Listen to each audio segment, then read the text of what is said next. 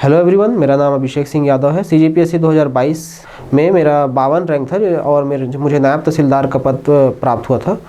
आज मैं यहाँ छत्तीसगढ़ PSC के सिलेबस से संबंधित विभिन्न पहलुओं पर चर्चा करूँगा और काफ़ी स्टूडेंट्स की तरफ से क्वेरी आती है कि सिलेबस क्या है, उसे कैसे समझे, तो इस पर हम चर्चा करेंगे। तो यहाँ हम शुरू करते हैं। सबसे पहले प्रीलिम्स एग्ज़ाम होता है। प्रीलिम्स में 2 पेपर होते हैं।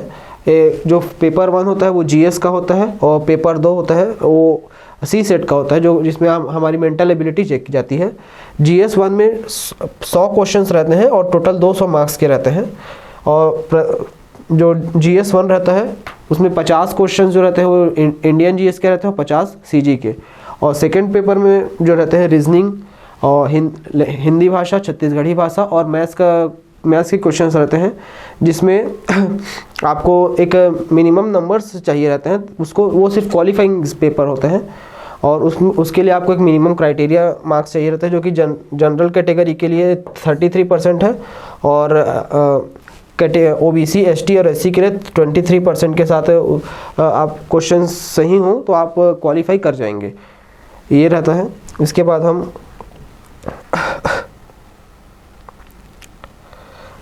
ये मेंस का पेपर के बारे में है, जिसमें 7 पेपर होते हैं। Paper 1, paper 2, paper 3, paper 4, paper 5, paper 6, paper 7।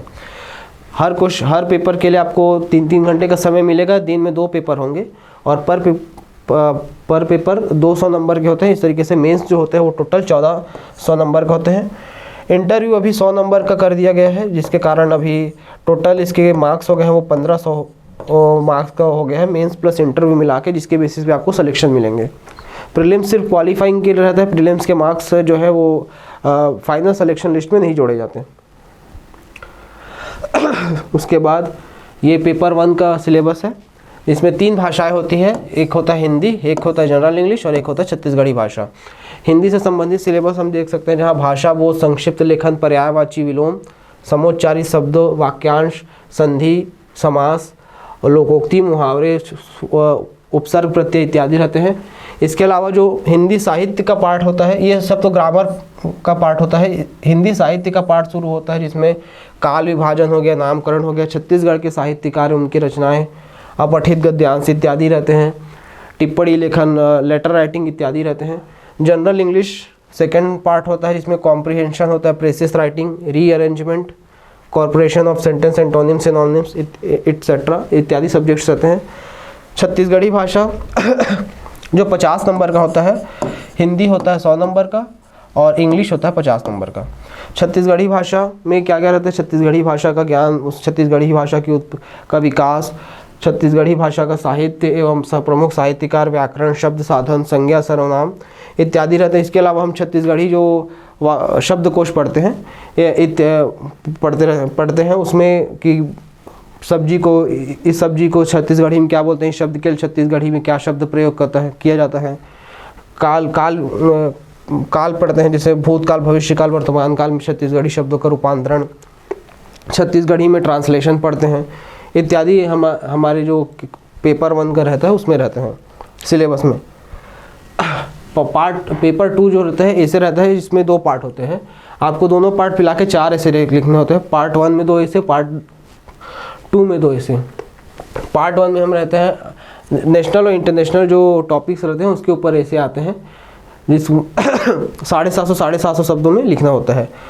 Part 2 जो कि रहता है वो छत्तीसगढ़ लेवल के ऐसे रहते हैं, जिसमें आपको 2 ऐसे लिखना रहता है, वो भी ईच 750 शब्दों में। इसके बाद पेपर 3 है जो कि GS 1 रहता है। इसमें भी 3 पार्ट रहते हैं, जैसे भारत का इतिहास, संविधान एवं लोक प्रशासन, इसके बाद छत्तीसगढ़ का इतिहास। भारत के इतिहास में हम इतिहास के तीनों खंडों पर बात करते हैं, जहाँ प्राचीन इतिहास, मध्य इतिहास और आधुनिक इतिहास से भी जुड़े जो विभिन्न टॉपिक्स हैं उसी पे आपको स्टडी करनी चाहिए। जैसे जो टॉपिक सिलेबस में नहीं है उस पर आपको अपना जोर नहीं देना है।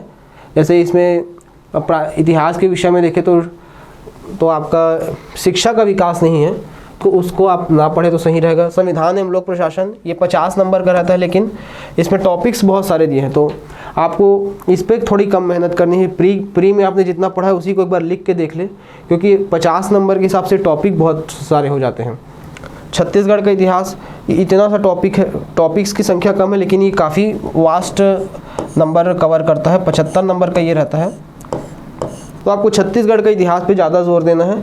और पेपर थ्री में आपको फुल फ्लेज शक्ति नहीं लगा, फुल फ्लेज पावर लगा के इसको नहीं पढ़ना है। इसको आप एवरेज समय देकर भी पढ़ सकते हैं, क्योंकि पेपर 3 में मार्क्स भी कम आते हैं आज एज़ कंपेरिजन हमारे जो एफर्ट्स रहते हैं उनके। जितना आप पेपर 3 में एफर्ट्स लगाएंगे होंगे उतने एफर्ट्स पे आपके सातों पेपर कंप्लीट हो जाएंगे। तो आप सीजी हिस्ट्री पे ज़्यादा फोकस करें और इंडियन हिस्ट्री पे फोकस करें। इस पे ज़्यादा फोकस करने की ज़रूरत नहीं है, इस पे वैसे भी कम नंबर मिलते हैं। उसके बाद पेपर 4 आता है जो कि GS2 है, जो कि साइंस और मैथ्स से रिलेटेड रहते हैं। ये जो साइंस का सिलेबस है ये प्योरली 10th के बुक से उठाया गया है। साइंस को कवर करने के लिए आप सिर्फ 10th के बुक को पढ़ ले तो ज़्यादा सही रहेगा।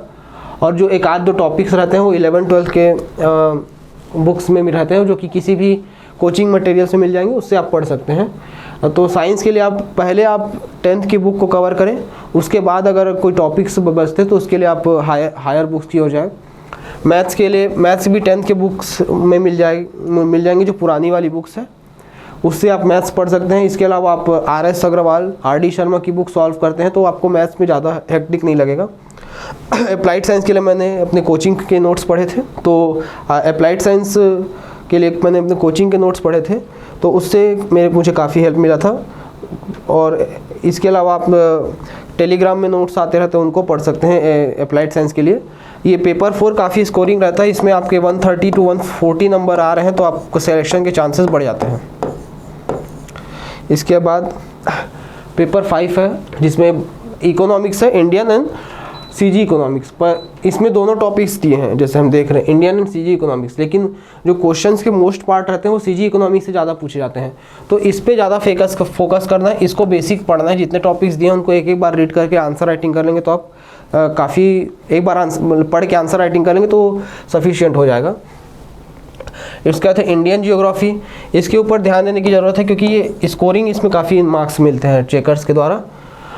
तो इसको आप जितने टॉपिक्स दिए हैं सिर्फ उन्हीं को पढ़ें, इसके अलावा कोई टॉपिक्स ना पढ़ें जो सिलेबस में डिफाइंड नहीं है। और हो सके तो किसी कोचिंग के नोट्स पढ़ ले, या फिर आप सेल्फ मेड नोट्स पढ़ के उसको आंसर राइटिंग फॉर्म में आप मॉडल आंसर रेडी रख लें तो उससे ज़्यादा हेल्प मिलेगी। छत्तीसगढ़ का भूगोल जितना आपने प्री में पढ़ा है उसको पढ़े और इकोनॉमिक सर्वे के डेटा से उसको कंपाइल करके एक बार आंसर राइटिंग कर लेंगे तो उसको हो जाएगा छत्तीसगढ़ का भूगोल। इसके बाद है पेपर 6 दर्शन शास्त्र। पेपर 6 एक स्कोरिंग रहता है, तो दर्शन शास्त्र के लिए तो मैंने अपने कोचिंग के नोट्स पढ़े थे। इसके अलावा एक पाणिनी की बुक आती है, पाणिनी की बुक जो है वो सरल लैंग्वेज में रहती है, तो आप पाणिनी की बुक का भी रेफरेंस ले सकते हैं। दर्शन शास्त्र के मैं ये कहना चाहूँगा कि जितने भी प्रीवियस ईयर क्वेश्चंस हैं उसको एक बार आप लिख लें और उनका एक मॉडल आंसर बना के याद कर लें, तो ताकि उससे अगर वही क्वेश्चंस आज आ रहे हैं एग्ज़ाम में तो आपका समय बच जाए सोचने के लिए। तो आप इसको दर्शन शास्त्र को इस तरीके से रेडी कर सकते हैं। समाजशास्त्र ये भी सेम वही है कि आप आंसर्स लिखें और प्रीवियस ईयर को, ताकि आपका एक मॉडल आंसर रेडी हो जाए और उसी बेसिस पे आप मेंस में भी आंसर लिख सकें।